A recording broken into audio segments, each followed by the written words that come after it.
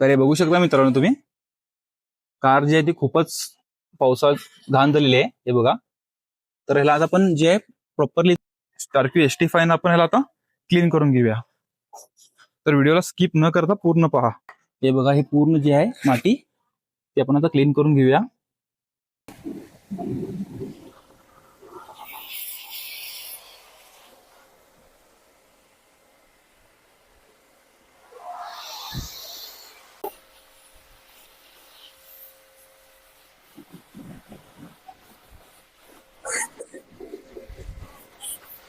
हे बघा मित्रांनो, कार जी आहे ती पूर्ण आता वॉश करून कंप्लीट झालेली आहे.